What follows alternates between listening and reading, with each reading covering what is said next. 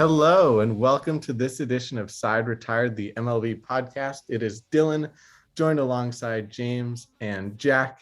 Thank you, of course, to the Oblivion for allowing us to use their intro music. As we promised last week, we said we'll have intro music for the first time. Today, we are going to be breaking down the top 10 catchers in baseball, also catching up on two of the latest stories around the league. You can find us on Twitter at Side Retired Pod. Our website that you just saw, if you're on the YouTube, is now live sites. That is now linked in our Twitter, since it still has a pretty long URL that we're not going to memorize just yet. James is still working on the Instagram. That will be up and running tomorrow, Wednesday, maybe. We'll see. We'll figure that out one day. And then, of course, we're now also on the YouTube, as well as a bunch of other different podcasting sites. It's so literally there. Yeah. Like I could just press a button and it would show up, but I just don't feel like it right now. Like I just have all the power right now. All right. Well, we'll hit the button eventually. James, Jack, how are you guys doing today? Doing good. I feel like my list is just very thought out. You know, I've crunched all the numbers, looked real deep into all these catchers just to make the best list for you, the listeners. So I think there should be no disagreement with my list, as it is fantastic. The best list. Yeah, well, I had to go back to school today. So being online, I get to spend a lot of time on my catchers list instead of learning. So that's all for the viewers. Don't worry. I put that ahead of my schoolwork. So. Sounds good. Well, the first story we are going to cover is not about the catchers. It did break about an hour or so ago. You can see it on your screen now if you're on the YouTube. Is that MLB Network fired Ken Rosenthal apparently back in 2020 when the COVID pandemic season was happening. Ken Rosenthal was pretty much blasting Rob Manfred, saying he's not the right leader. It sort of flew under the radar that MLB Network was not too happy with Rosenthal's criticism. Of course, MLB Network is owned by the MLB, which is run by Rob Manfred. Ken Rosenthal is now fired by MLB Network. Anything you guys want to say about that? I mean, no surprises there. What do you expect from man fraud? I mean, that's just typical man fraud move. You could call Manfred many different things, but not one of them would be competent. So, that's just all I have to say on the matter.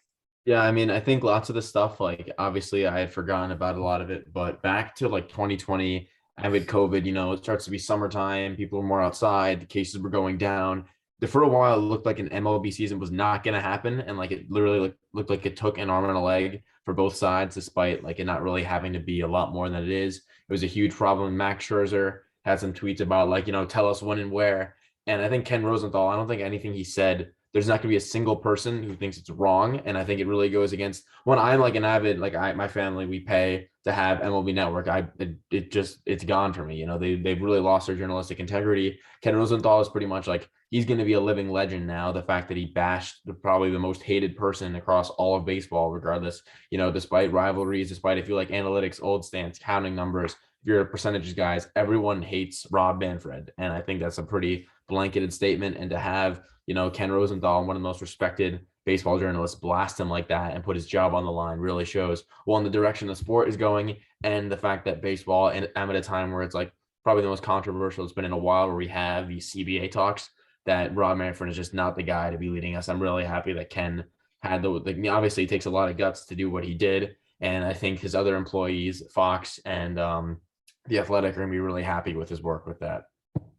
It's one of the weird things is that nobody really knew what was happening at the time. Ken Rosenthal apparently disappeared from MLB Network. They brought him back for their deadline special. So it really just seemed like business like normal, because all this happened over a year and a half ago. It's only coming to light now because his contract expired last week, or today's the 3rd. So January 1st was his last day at MLB Network. So that's really why it came out now. I guess the only thing to say is that it's in the past. You're still going to hear from Ken Rosenthal. He's still going to write for The Athletic. I guarantee when the baseball season happens, you're still going to get the Ken Rosenthal tweets. Obviously, it'll be insane if all of a sudden he works at ESPN and then you've Passing Bombs and Ken Rosenthal teaming up with all their sources. But we'll see what happens on that front. We did have a retirement. No, we're not referring to Cameron Maybin, but also shout out to Cameron Maybin, who retired today. But we're, of course, referring to Kyle Seager, lifetime Seattle Mariner, had that nice treatment going out celebration, the last game of the Mariner season, that we thought, oh, that's just the end of his time in Seattle. Turned out it was the end of his time in MLB. So anything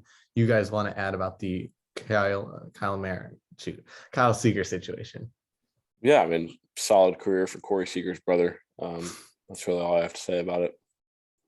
I mean, Kyle's been a really he was the guy, honestly, I'm an avid Yankees fan. He was up top my free agent list, depending the price, because one, he has obviously that short porch swing, but Kyle Seager, lefty third baseman, he's put together an extremely solid career earnings over 100 million, 11 years with one team. I have a lot of respect for what he did. He went out on his own terms. He's 35 years old. He's going to go down. I don't know if he's going to, I assume he's also from Texas, or he's going to go to Texas to watch his brother play the baseball with the Rangers. But good for him. He went on his own terms. Clearly an emotional game for him. In his last game in Seattle, it was pretty apparent they weren't going to bring him back.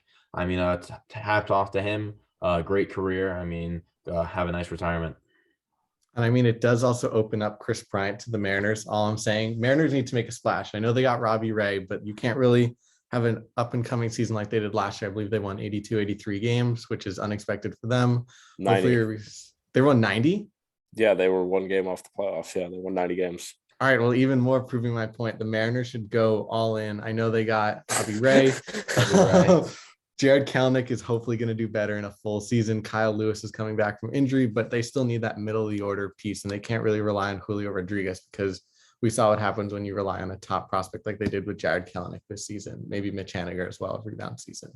So James, I guess you can get us started with the top 10 catchers list. You can go through your list of players who you had at 10 through 1, and then maybe give us one name that just missed your list or something like that. Then we'll go to Jack, and then we'll go with my list, and then we'll give you a whole catcher breakdown as opposed to what we did last year when we did everyone reveal their 10, everyone reveal their 9. And that format probably wasn't the smartest way to go about it. All right, yeah. So I'll go 10 to 1. I've got Travis d'Arnaud at 10, Christian Vasquez at 9, Mitch Garver at 8, Tucker Barnhart at let me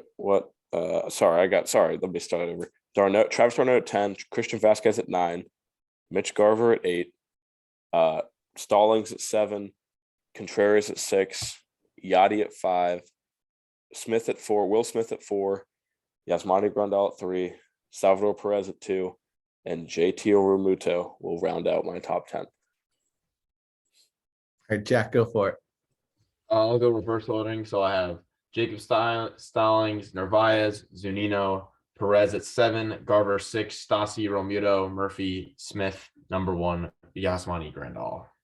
And I have Yachty at 10, Mike Zunino at 9, Shawn Murphy 8, Jacob Stallings 7, Travis d'Arnaud 6, Willson Contreras 5, Grandal 4, Will Smith 3, Salvador Perez 2, and JT Realmuto 1.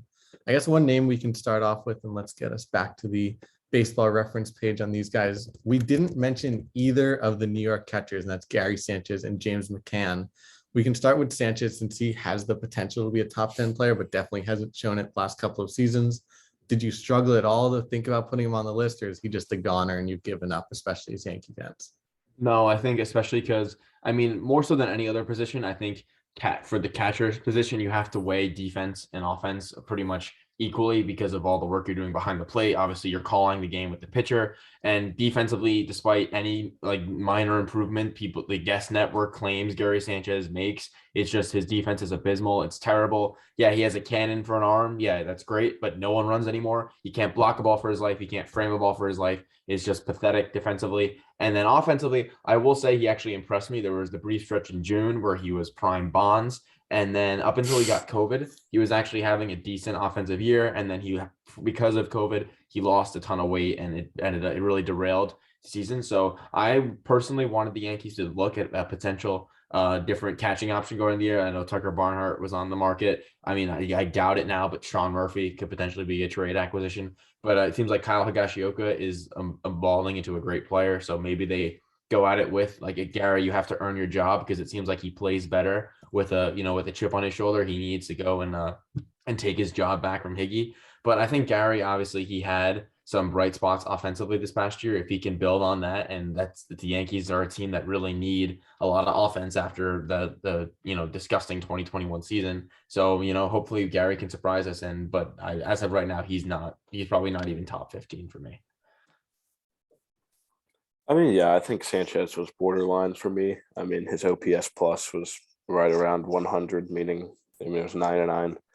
So here's 1% below league average. So I mean, it was up for consideration, but with his terrible defense, you really can't find any spot to put him in my top 10. I'll go with the Mets catcher, James McCann. Entering 2021 season, I definitely had him on my top 10 list, hoping he would bounce back or continue what he did with the White Sox in the short 2020 season. Hit 289 with them. Hope power wasn't really there. 7 homers, I guess in 31 games, it's not that bad. But then everything, plus. yeah, and then everything came crashing down in 2021. The Mets thrust him into a starting catching role that he really didn't seem ready for. He had 232. His OPS is down to 77. So pretty much I could see both of these guys bouncing back and becoming top 10 catchers, but it's pretty hard to make an argument for either of them making that top spot, or let alone in that top 10 as of now. I guess we can go with that big power 3, even power 4 guys towards the top of the list that we had. Jack obviously disagrees on Salvador Perez, but the decision between Realmuto, Sal Perez, Will Smith, and Yasmani Grandal, how do you get the order between those guys? James went in the Realmuto, Salvi, Grandal, and Will Smith. I went in the Realmuto, Sal Perez, Will Smith, and Grandal, and then Jack had them Grandal, Smith, Realmuto, and Salvi. James is going to start us off. I mean, yeah, I feel like Realmuto at 1 is just a no-brainer. I mean, he's excellent defensively. He hits for average. He hits for power. I mean, obviously, it was a down year last year in 2021 in terms of how his previous seasons have been. But, I mean, he's still in – I mean, I still think undoubtedly he is the best catcher in baseball. He can even run. He even has wheels. I mean, look at that, 13 stolen bags. Salvi at 2. Obviously, it's controversial because his defense, I mean, he was obviously the worst defensive catcher in the entirety of baseball last year.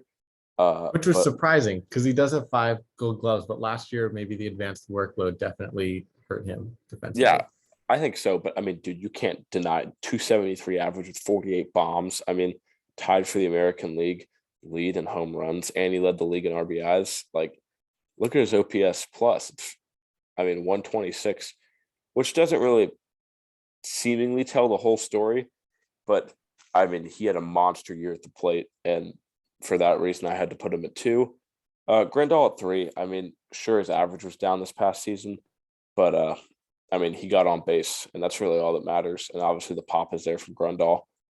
With a lot less at-bats than he would normally have in the season. Only 279 at-bats, and he was still able to hit 23 out of the yard. Yeah, and then I just had Will Smith rounded out the top 4 just because I had the other 3 guys ahead of him. Really, there was no debate for him going at 4 with all the other catchers in baseball this past season.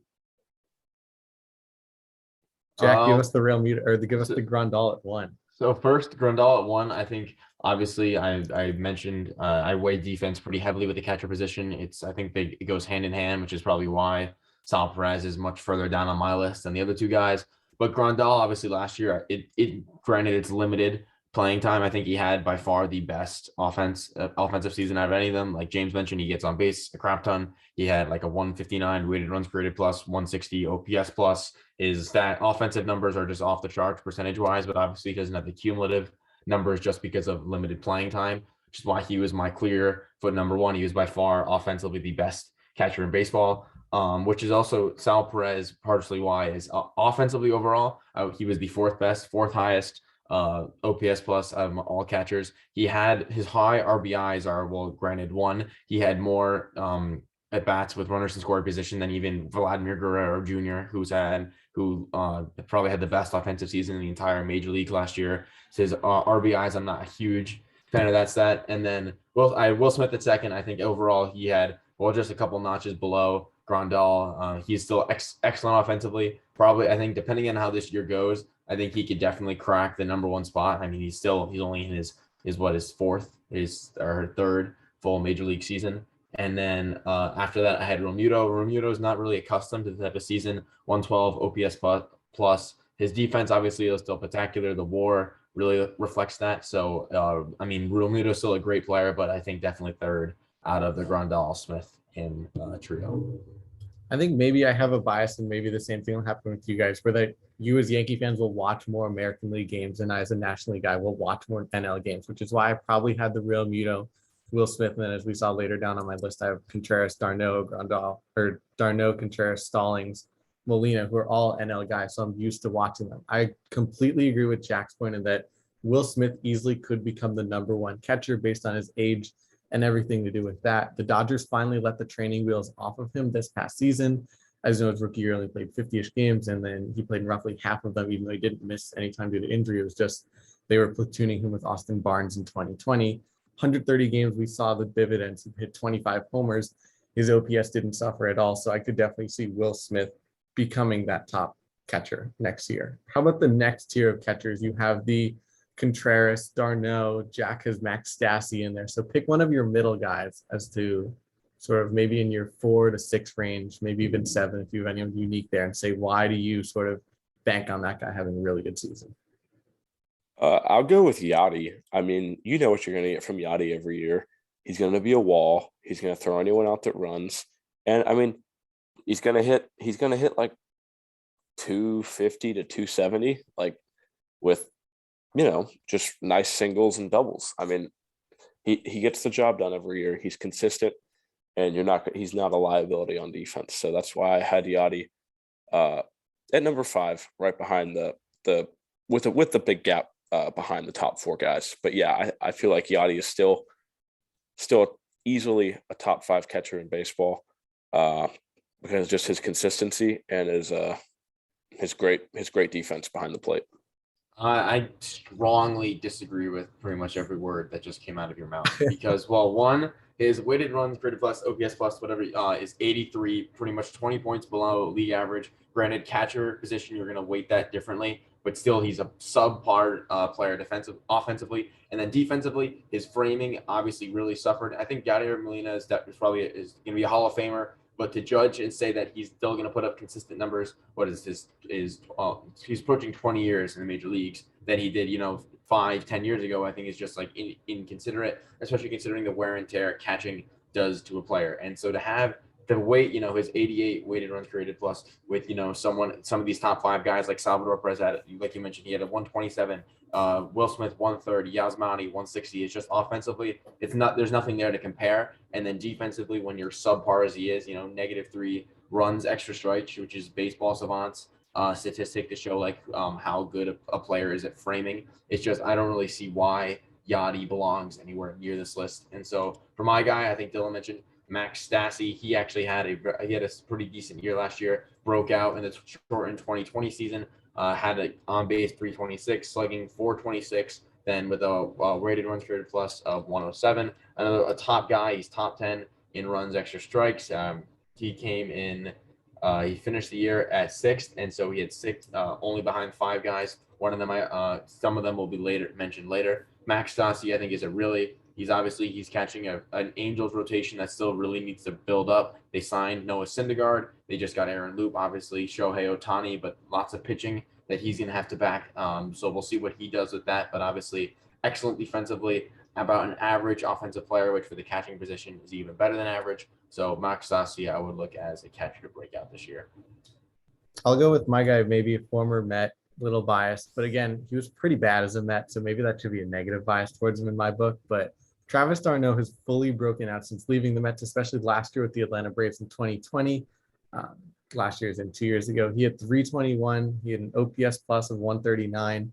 He really looked like he was going to be a top catcher, even so that David, who you guys now know is one of our writers, put him as high as number 1 on his list last year. Now, am I here to argue Travis d'Arnaud is the best catcher in baseball? God, no. He's definitely behind Realmuto, Salvi, Perez, Will Smith, Grandal, all those other guys. But d'Arnaud is a solid catcher. He's going to hit offensively. He's going to be in that middle of the Braves order. He'll get there, especially with Acuna out for the first half of the season. They're going to need d'Arnaud to be the 2020 version of himself. In 2021, did he struggle? A ton. He had 220. His OPS plus was around 74, but he also missed most of the season due to an injury, and he struggled when he was coming back from it. So obviously it could have been a situation where he wasn't fully healed, but he just wanted to get in there and help out the Braves, especially on a World Series playoff push against his former Mets team. So I think d'Arnaud could definitely bounce back. He's no longer one of the best catchers in the league, but I could definitely see him fitting in at that number 6 spot that I had him in. And if he bounces back in 2022, that'll be a good spot for him. If not, I could definitely see him falling off of this list next year if he has another 2021-esque season that looks like his former Met days. How about a quick shout out to one of the Cubs guys, literally the only guy that stayed on their roster following the teardown, Willson Contreras, just a pretty solid guy overall. Unless you guys have anything else to add about him. No, no. He's a good defensive player. He's a good offensive player. He's a two-time All-Star.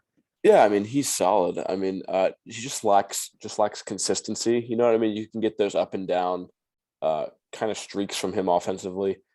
And then defensively, I mean, he could be lazy at times when blocking.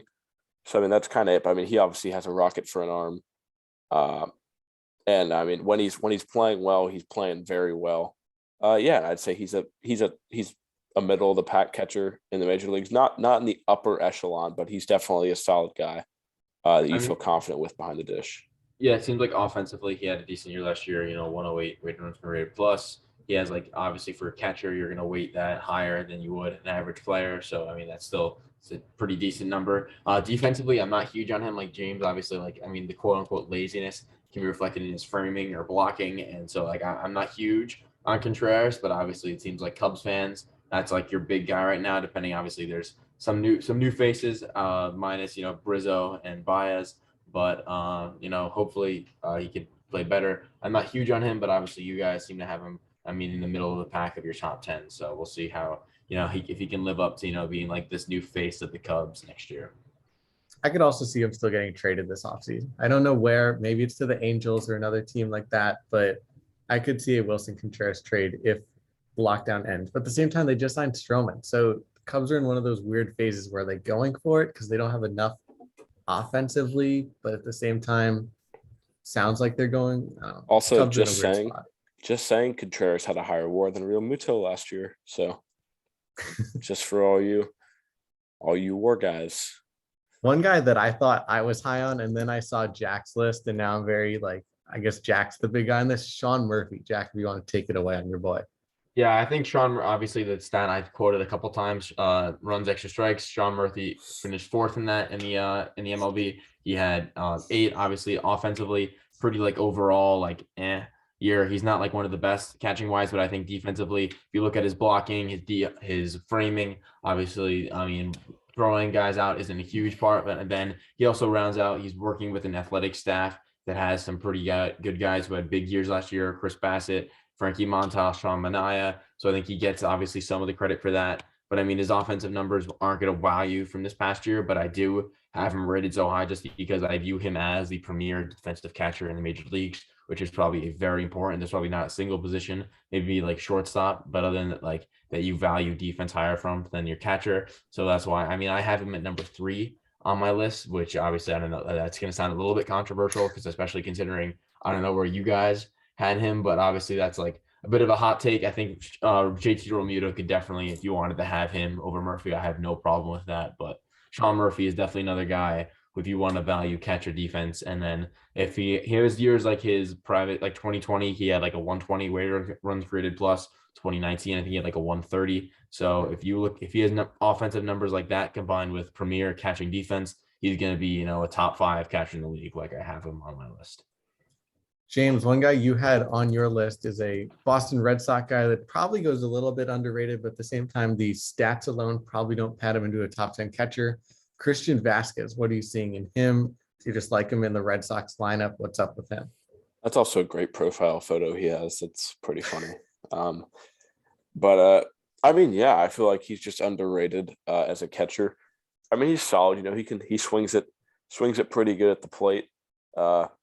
His defensive metrics, I mean, they're all right. I mean, he's a solid catcher. I think he's just a middle of the group guy, and I mean, he hits for average. Doesn't really take a lot of walks. He likes to swing a lot. But yeah, I mean, obviously the offensive numbers are there. Not a lot of power, except for in 2019. I guess he was on the juice. I don't really know what happened there. But yeah, I think he's a solid catcher, and I mean, honestly, just catchers in the MLB kind of suck now. So it's just kind of hard to find guys that really deserve to be in the top 10. I think that's what you're going to notice in that our list. Normally we're going to have honorable mentions and we're going to be arguing, oh, the 9 and 10 spots are important. And you're leaving Nicholas Castellanos off your list. Not that I'm saying anyone is, but just in general, you're going to have arguments like that over the next week. Now it's oh, is Carson Kelly a top 10 catcher or something like that? It's nothing. You're not hearing us shouting and screaming over any players just yet this week. Another guy I'll point out is Mike Zunino, who's probably in a similar boat to Christian Vasquez, and that if he's off the list, so be it. But if you do have him on your list, then I'm fully supporting that. I had him at 8, or I had 9, sorry. He's an all-star last year. He probably ruined Taijuan Walker's season by hitting a home run in the all-star game. Taijuan Walker fell apart after that. That's a different story. He doesn't walk. He almost hit as many homers as walks last season, but of course, the average 216, it's a disaster, but 33 homers out of the catcher spot. If you have Salvador Perez as high as James and I did this year at like 2 and 1, then I guess you have to put Mike Zunino on there as like the poor man's version, which pretty much summarizes the Tampa Bay Rays, that they're the poor man's version of all of these teams' key assets. So ignore the 216 average, ignore the 147 average he had in 2020. I mean, did not see that when doing my research, but yes, he had a 147 average last year. He got it up to 216 in 2021. But I think in general, the power is there for Mike Zunino. And if he repeats his 2021 season in 2022, he's going to get himself a nice payday when he becomes a free agent next offseason. I don't know. Have we gone through everyone? No. Jack, you have no Omar Narvaez. Yeah, I'll go with Omar. I mean, he's like one of the best at framing in the entire MLB. The reason why I have him low is because obviously it's like a limited sample size. He does catch a loaded rotation of Peralta, Woodruff, Burns. So I don't know how much credit you want to give him, because obviously those guys are all studs, but catching a rotation that performs as well as the Brewers has, he does definitely get a piece of credit there. Offensively, he's pretty, he's below average. So it's why at a position that's not really known for its credible offense. But I see him as a potential catcher to break out. He's going to be on a team. Obviously, the Brewers are in need of bats.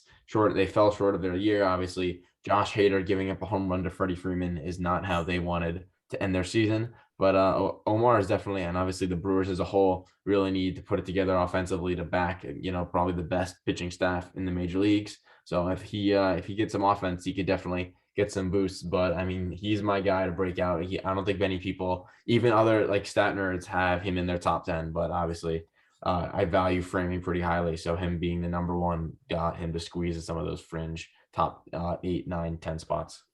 It's gonna be I think we should also go over Mitch Garver as well. Yeah, go for it, James.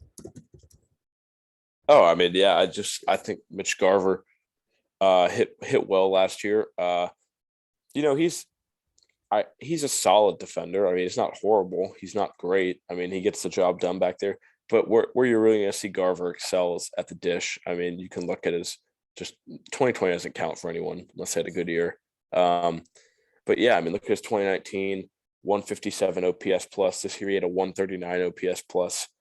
I mean, only 68 games. His season was obviously cut a little bit short. But yeah, I mean, 13 home runs in 68 games, 256 average. I mean, that's just a great season at the plate for a catcher. So, yeah, hopefully Garver could stay healthy all of next year and maybe put these kinds of numbers up over the course of like 100, 140, 130 games.